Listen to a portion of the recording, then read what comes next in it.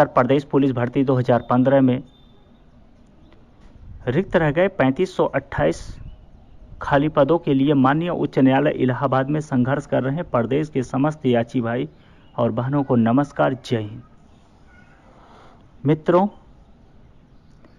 आज वीडियो करने का उद्देश्य सिर्फ दो है। नंबर 1 शिक्षक भर्ती को लेके, नंबर 2 धरना को लेके। सबसे पहले हम शिक्षक भर्ती के बारे में बात कर लेते हैं।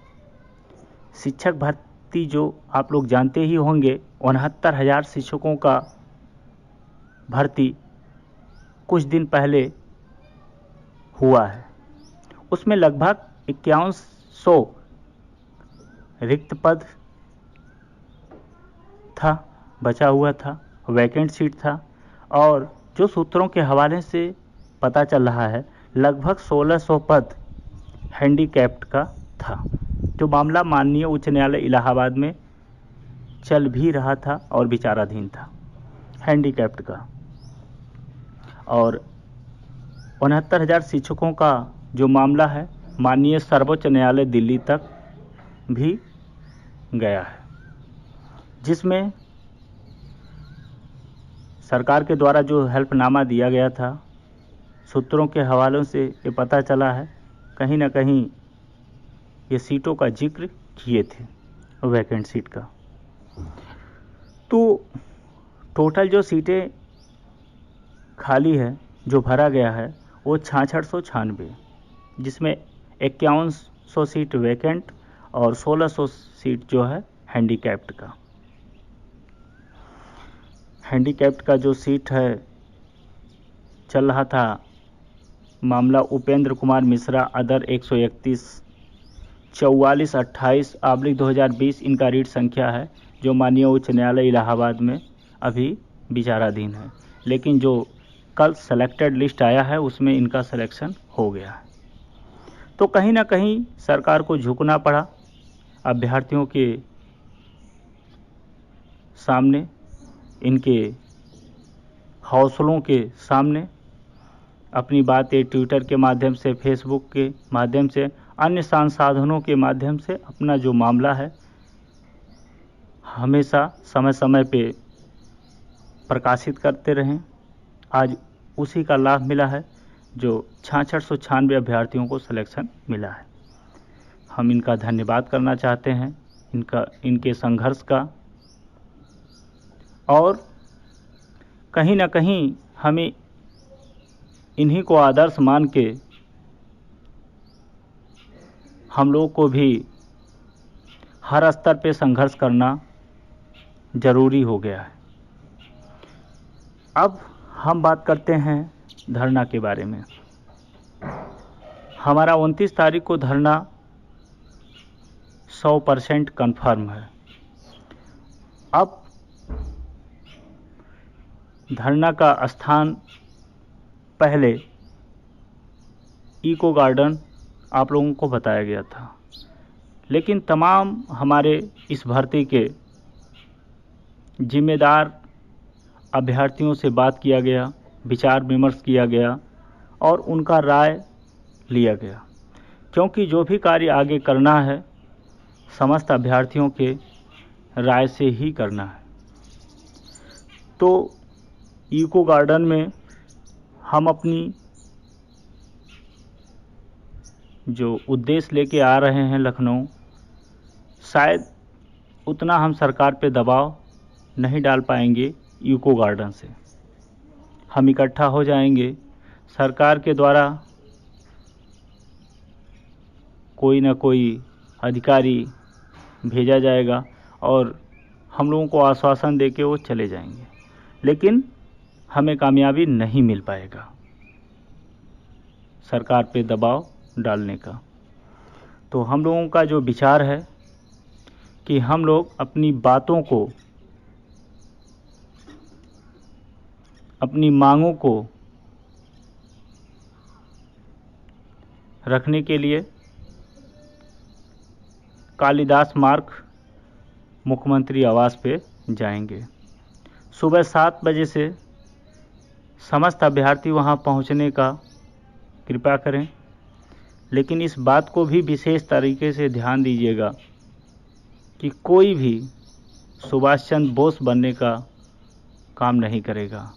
हमारा ये पहला धरना है, हमारा लखनऊ में ये मान के चलना है। सरकार जो तो 29 तारीख के धरने पर विचार करके संज्ञान लेके और हमें कोई ठोस आश्वासन देते हैं तो ठीक है, नहीं तो ये धरना आगे भी जारी रहेगा। 29 तारीख को हम लोग निर्णय लेंगे कि आगे किस प्रकार का हमें धरना देना है, क्या करना है। लेकिन कोई भी अभ्यर्थी किसी प्रकार का अभद्रता नहीं करेगा, नारेबाजी या कुछ भी नहीं होना चाहिए। और जो तो ऐसा कोई करता है तो उस अभ्यर्थी का जिम्मेदारी होगा और सारा रिकॉर्ड मौजूद है, क्योंकि किसी व्यक्ति विशेष का भविष्य की बात नहीं है, इसमें 3528 के भविष्य की बात है।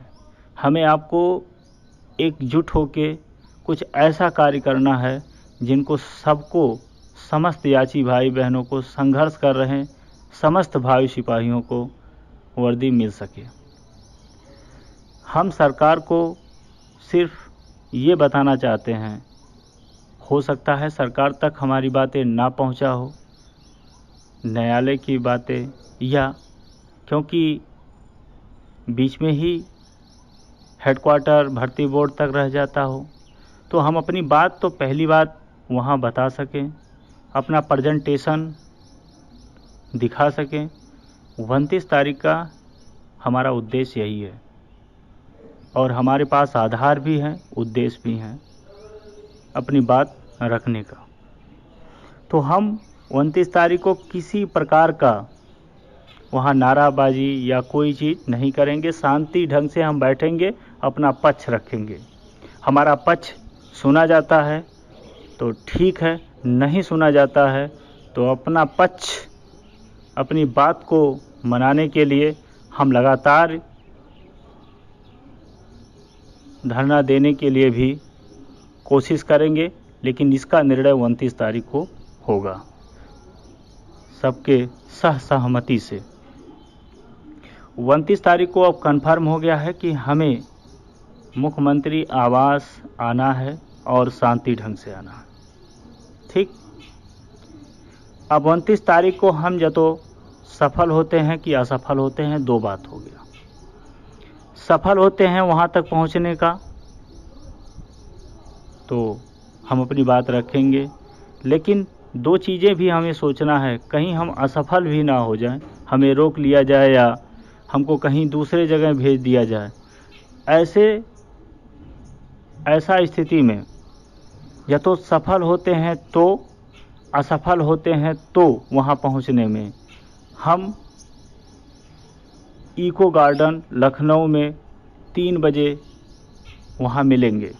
सभी साथी, या तो हम सफल भी होते हैं तो भी और असफल भी होते हैं मुख्यमंत्री आवास पहुँचने में तो भी 3 बजे हम इको गार्डन सभी साथीगण मिलेंगे और वहाँ आगे का रणनीति बनेगा। सफल होते हैं तो भी रणनीति बनने के लिए वहाँ मुलाकात होगा और असफल होते हैं तो भी, और वहाँ सिग्नेचर भी होगा और कुछ साथी नया जो जुड़ना चाहेंगे वहाँ मुलाकात होगा, उनसे बात होगी। ये चीज़ हो गया। अब हमें एक जगह सड़क पे किसी भी रास्ते से भीड़ इकट्ठा करके नहीं आना है, क्योंकि जब तो हम भीड़ इकट्ठा करके आएंगे तो मुख्यमंत्री आवास तक हमको नहीं पहुंचने दिया जाएगा। हम 2, 4, 6 के साथ किसी भी साधन से हमें वहां पहुंचना होगा। ऐसा नहीं है कि रेलवे स्टेशन पे आप 200, 400, 500 इकट्ठा हो जाओ और सड़क के माध्यम से नाराबाजी करते हुए आओ, ये संभव नहीं है। तब जो हमारा उद्देश्य है उसमें हम विफल हो जाएंगे। आप 2, 4, 6, 10 जहाँ भी हो, आप 7 बजे तक, 6 बजे तक वहाँ पहुँचने का कोशिश करिए, भीड़ इकट्ठा ना करिए। भीड़ इकट्ठा हमारा वहीं होगा और हमारा जो मांग है सब लोग इकट्ठा होके हम अपना पक्ष रखेंगे। ठीक है, धरना के बारे में आप लोगों को बता दिया गया। हाँ, लास्ट बात, उस दिन फ़ोन उठाना संभव नहीं होगा। हो सकता है समय समय पे मोबाइल स्विच ऑफ करना भी पड़ सकता है। तो कोई भी भाई घबराएगा नहीं। उनको 2 चीज़ बताया गया है। मुख्यमंत्री आवास सुबह 6:30 बजे से पहुंचना वहां प्रारंभ कर दीजिए। वहां जो लोग किसी कारणवश नहीं पहुंच पाते हैं या किसी कारणवश हमें कहीं बीच में रास्ता रोक दिया जाता है, तो सब लोग यूको गार्डन लखनऊ 3 बजे इकट्ठा होंगे। हो सकता है क्योंकि दूसरा प्लानिंग हमें बना के चलना होगा। ये तो हम विफल होते हैं तो हम लोग इकट्ठा होकर आगे का प्लानिंग बनाएंगे। आपको धरना के बारे में बता दिया गया। 29 तारीख को सुबह आना है। जो भी साथी दूर दराज के हैं वो अपना व्यवस्था कर लें, कल उनको निकलना होगा। 29 तारीख को हर हाल में आना है। सभी माननीय उच्च न्यायालय इलाहाबाद में लड़ रहे खाली सीटों के लिए सभी याची भाई बहनों को, चाहे वो किसी भी भर्ती के हों, क्योंकि लड़ाई सबका एक है। ठीक, अब हम 2 चीज़ें आप लोगों को अवगत करा चुके, एक शिक्षक भर्ती और एक धरना के बारे में। धरना कन्फर्म है, कटने वाला नहीं है। अब कुछ हमारे ही बीच के जो कुछ लोग हैं 2 चीज़ों को लेके मतभेद पैदा कर रहे हैं और वो तमाम प्रकार की बातें सुनने में आ रहा है। एक सेलेक्टेड, एक नॉट सेलेक्टेड को लेके। आप बहुत अच्छी तरीके से जानते होंगे, जब हमारा रिजल्ट भर्ती बोर्ड के द्वारा 15 मई को डिक्लेयर किया गया तो जनरल का मेरिट उस समय 397.2 और ओबीसी का मेरिट 395 पॉइंट समथिंग था। आप ये भी बहुत अच्छी तरीके से जानते होंगे कि उस समय 403 पॉइंट समथिंग तक ही जनरल के अभ्यर्थियों का डीबीपीएसटी हुआ था। जिनका डीबीपीएसटी नहीं हुआ था उनका सिलेक्शन 397.2 तक कर दिया गया था। जब ये तमाम हमारे अभ्यर्थी 1366 में जो सेलेक्ट हुए हैं, अन्य अभ्यर्थी जिनका नंबर 397.2 था, वो भर्ती बोर्ड गए, अपनी बातें रखे, धरना दिए, तो भर्ती बोर्ड को अपनी गलती को एक्सेप्ट करते हुए 18 मई को एक नोटिस डालना पड़ा कि ये टेक्निकल एयर की वजह से ये त्रुटि हुई है और जो पीएससी का रिजल्ट है वो संशोधन के अधीन है। फिर 21 मई को जो नया संशोधन के बाद भर्ती बोर्ड के द्वारा रिजल्ट डिक्लेयर किया, उसमें जो जनरल का मेरिट बढ़ा दिया गया 403 पॉइंट समथिंग और ओबीसी का मेरिट जो है 396 कर दिया गया, जिससे जो काफ़ी ओबीसी के हमारे भाई हैं सेलेक्ट थे वो 21 मई को नॉट सेलेक्टेड हो गए और जो लगभग 1366 उनके द्वारा बताया गया वैकेंट सीट रह गया और 13 एससी महिलाओं का। तो आप बहुत अच्छी तरीके से जान रहे हैं, जब भर्ती बोर्ड इस बात को एक्सेप्ट कर लिया कि ये हमारा गलती था, हम इसको तत्काल संशोधन किए और फिर रिजल्ट डिक्लेयर किए, तो सेलेक्टेड नॉट सेलेक्टेड का मुद्दा आप मुनीश्वर नाथ भंडारी के सामने कई सेकंड के लिए टिक पाएगा? आप काहे गुमराह कर रहे हो लोगों को, काहे बरगला रहे हो?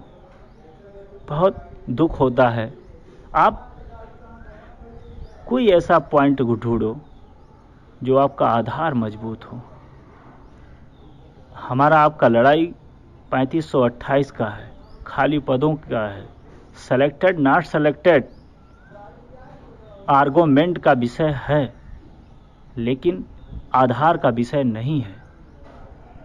आप इस ग्राउंड से 1 मिनट भी नहीं टिक पाओगे, क्योंकि भर्ती बोर्ड इस गलती को एक्सेप्ट कर चुका है। तो तमाम लोग हैं, इसके बारे में तमाम फ़ोन आया कि इस तरीके से ऐसे ऐसे बात है। तो जिस चीज़ का कोई आधार ना हो, निराधार हो, उस चीज़ का बात करना ही मूर्खता है। मैं मानता हूँ सेलेक्टेड नॉट सेलेक्टेड विषय है, लेकिन कहीं ना कहीं भर्ती बोर्ड के द्वारा गलती एक्सेप्ट कर लिया गया है। 1366 में लगभग 147 वैकेंट सीट जो बचे हैं, वो मुद्दा हो सकता है, उस पर चर्चा चल रहा है। देखिए, वो सिंगल जज नहीं, डबल जज बैठते हैं, सारी चीज़ें लीगल और प्रूफ देना पड़ता है। हमारे आपके पास सेलेक्टेड नॉट सेलेक्टेड का ज़रूर लगभग 200 पेज हैं हमारे पास, लेकिन कहीं ना कहीं भर्ती बोर्ड इस गलती को एक्सेप्ट कर लिया। तो इसमें हम बहुत ज़्यादा फोकस नहीं दे सकते हैं, कुछ ऐसे पॉइंटों में हम फोकस दे रहे हैं जिससे हमारे जितने भी नॉट सेलेक्टेड अभ्यर्थी हैं उनको नियुक्ति मिल सके। अब दूसरा जो चर्चा का भी विषय बना हुआ है, वेटिंग को लेके, कि अजय मिश्रा वेटिंग को लेके कार्य कर रहे हैं। आपको मैं साफ साफ शब्दों में बताना चाहता हूँ, वेटिंग लिस्ट तभी लग सकता है जब नियमावली संशोधन होगा। जब तक नियमावली में संशोधन नहीं होगा तब तक वेटिंग लिस्ट का प्रावधान लागू नहीं हो सकता। और आपको बहुत अच्छी तरीके से पता भी होगा, जानते भी होंगे कि हम नियमावली चैलेंज नहीं किए थे और ना कर रहे हैं। ये तो हम नियमावली चैलेंज नहीं किए हैं और ना कर रहे हैं, तो हमारी लड़ाई साहब वेटिंग लिस्ट का कैसे है? आप क्यों व्यक्ति विशेष के बरगलाने में चले जाते हैं? जो आप बात को सुनिए, पहले उस पर मंथन करिए, क्या सही है क्या गलत है। वेटिंग लिस्ट तभी लग सकता है जब नियमावली में संशोधन होगा, और नियमावली में संशोधन होने के बाद ही ऐसा संभव है। और वो चीज़ तो हम चैलेंजें नहीं किए हैं, तो संशोधन कहाँ से होगा? बहुत दुख होता है ये निराधार बातों को सुन के।